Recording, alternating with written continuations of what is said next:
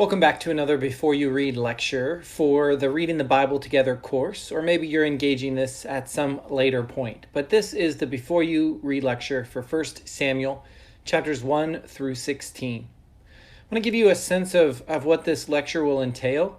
We will really be focusing on the first half of 1 Samuel, obviously, and this covers two important moments in the developing story of Israel's history. The transition from the time of the judges eventually to the first king of Israel named Saul. So I want to provide a bit of some overview material, first on 1st and 2nd Samuel as a whole, and then sort of where these two books fit within a larger literary context. And then as I try to do in all of these Before You Read lectures, I want to offer a few reading strategies for this material. So to begin with, what do we know or what can we say about 1st and 2nd Samuel together? And maybe the first question is, why treat them together? Aren't they, after all, two books? Well, one of the reasons to treat them together is that originally in Hebrew, 1st and 2nd Samuel were just one book. It was only when the Hebrew was translated into Greek in the 2nd century BCE that they became known as two separate works. So really, 1st and 2nd Samuel can and should be regarded as one literary unit with perhaps a variety of different episodes throughout. 1 Samuel, as I mentioned earlier, really marks a significant transition in the history of Israel. There is both a historical transition in the sense of moving from this loosely association of tribes to what becomes known as the Kingdom of Israel. But there's also a theological transition that goes along with that sort of political or historical change, and that is the move away from viewing God as the king of Israel with maybe these sort of judges that are his delegates, God's delegates, to viewing a human king as an important place. And so this changes the relationship that Israel has with God. It also changes the place that Israel holds among the other nations. This is a step in the direction of making Israel like the other nations, because all of the other nations have kings as well. There's also then a pretty significant transition from like a sociological or a social perspective, insofar as we're moving from the charismatic leadership of the judges. Remember, as we read the judges, they sort of just like pop up in moments of crisis, and they seem to be equipped by the divine spirit or just their own charismatic personalities. And then they sort of rise to prominence and then fall. What we begin to see with the kings is that these are hereditary kingships. So, the king's sons are going to be the next kings. Again, there's a transition from a more dynamic form of leadership to perhaps a more static one. And so, of course, then we have the political transition of moving towards centralized power.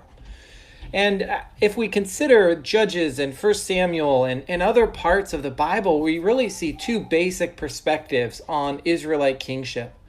The first is, a view that says, well, it's necessary to have a king, at least for the sake of safety, at least for the sort of international safety. It's necessary to have a king, and maybe it's necessary to have a king to instill some order, maybe even some moral order. Remember in Judges, we see those occasional reflections that, there was no king in Israel, and as a result, people did whatever the heck they wanted. And so maybe there is this recognition in the Bible that there's a need for a king, but there's also a hesitancy to accept kingship. There's also a recognition that kings will have a particular type of power, and they will exercise that power. They may even abuse that power. And so there's an ambivalence towards the kingdom and towards kings in general in the Bible. Now, it's safe to say that First and Second Samuel, or a good bit of First and Second Samuel, really focus on David. It's hard to underestimate or overstate rather the significance of David for the story of First and Second Samuel. And so he it's really is the central character in these two books. First Samuel really is about his rise to power, and Second Samuel is his reign and eventually the succession from him. In many ways, Saul, who is the first king of Israel, who we learn around chapter 8 or 9 of First Samuel, he really is the foil to David. Saul does everything wrong, and David, at least in First Samuel, seems to do everything right. Saul is sort of jealous and power hungry, and David is almost trusting and although brave and physically strong, doesn't have the same sort of desire to attain power, at least not the same way that Saul does. And this has caused some scholars to think of First and Second Samuel almost as an apology, a defense of David, and especially of David's rise to power. There's a clearly pro-David perspective throughout. And so, is it meant to deal with those people who perhaps regarded David as a power-hungry usurper?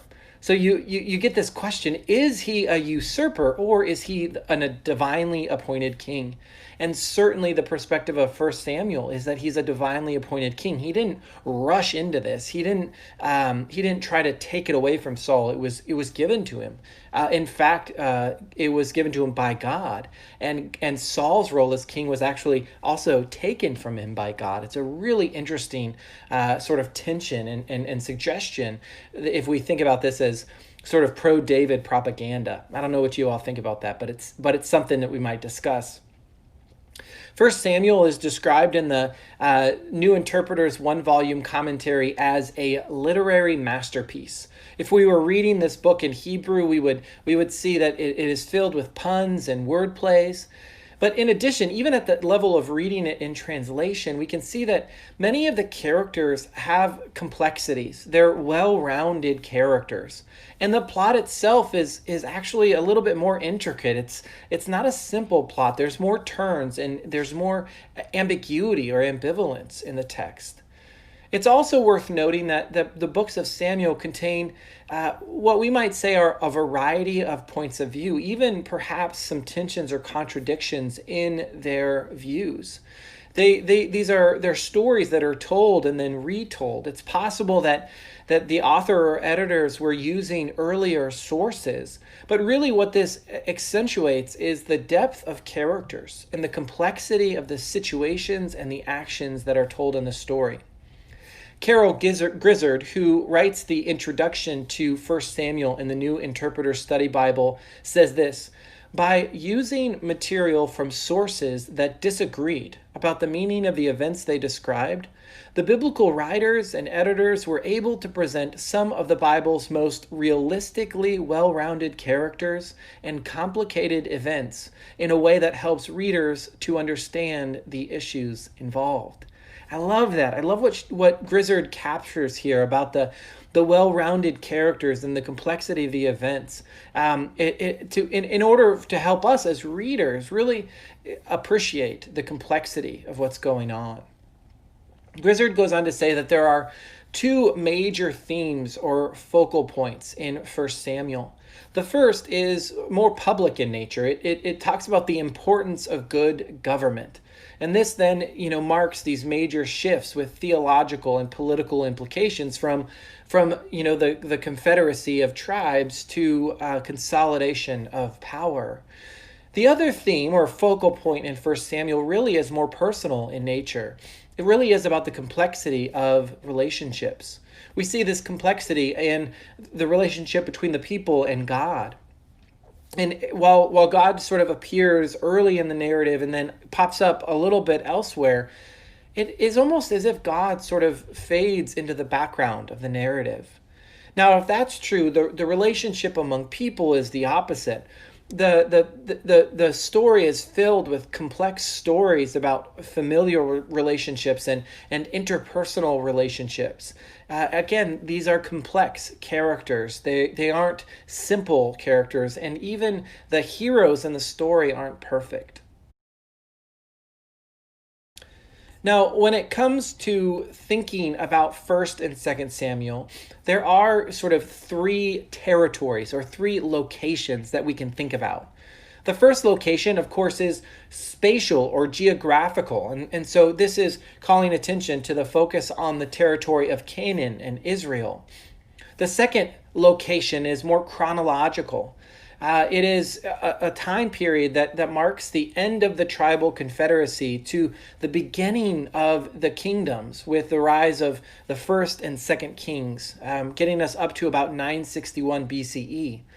And then finally, there is the literary placement, the literary location of 1st and 2nd Samuel. And really, this is where, as a reminder, 1st and 2nd Samuel are a part of this broader literary work that scholars identify as the Deuteronomistic history. And whether or not these documents were all written at the same time by the same person or have been edited together, there's a singular perspective that or at least a really important uniting perspective in these works. And this usually includes Deuteronomy, Joshua, Judges, 1st and 2nd Samuel, and 1st and 2nd Kings. And so the basic theological premise that holds these books together is that faithfulness to God leads to individually and especially national success. And on the other hand, that unfaithfulness to God leads to individual and especially national disaster. And so it's important to keep that in mind, that the narrative has a particular perspective, and it's rooted in Deuteronomy, but it continues through these writings that we find in the Old Testament. Now, regarding the Deuteronomistic history as a work, as a literary work, scholars suggest that it was probably completed around 562 BCE, which is shortly after the very last events that it narrates in 2 Kings 25. It's possible, however, that there were earlier editions that were written and distributed around the time of Josiah in 640 to 609 BCE. Now, you may not remember Josiah. We'll get to Josiah after a while. But Josiah is remembered as one of these great kings that sort of took Israel out of apostasy, took Israel, brought them back into line with the teachings of Moses, and as a result welcomed in a new sort of golden age for the people of Israel. And so it's also possible that there were older sources that were used in the construction of the Deuteronomic history. So what does all this mean? Well, it's important as we read this to remember that it is offering a theological reflection on history. It's not sort of a bare or a naked history. It's not a biography or even a historical textbook. While it might contain things that we would identify later as historiographical or such, it's not. It's more than that. And the theological perspective is super, super important to keep in mind. When it comes to reading strategies, again, we are focusing on 1 Samuel 1 through 16 for this portion. And if you're short on time, you can just read the first 10 chapters and then read 15 through 16. This will give you a real sense of the transition from Judges to the rise and fall of Saul, the first king. There are a few major sections in this you can focus on. Chapters 1 through 8 is really the transition from Eli to Samuel, who is then going to, Samuel plays the key role of anointing Israel's first king in chapters 8 through 10. And then in chapters 15 through 16 is really where we see the rejection of Saul, both by God and by the people. And so as you engage this material, the first strategy is really to focus on the characters, right? I've already emphasized this so many times. Pay attention to Eli as a transitional figure. He is introduced at the beginning as a sort of a priest, prophet, and judge all wrapped up into one. But we begin to see how the question of a hereditary role of the priest is called into question because of his own son's behavior. Then we see Samuel, and he becomes a military and a religious leader after Eli's demise. And he's sort of ambivalent about kingship, and he interprets the people's desire for a king as a rejection of him, But God says it's actually a rejection of God. So pay attention to the portrait of Samuel. And then finally, pay attention to Saul. Is Saul a negative or a positive character? What is good and bad about Saul?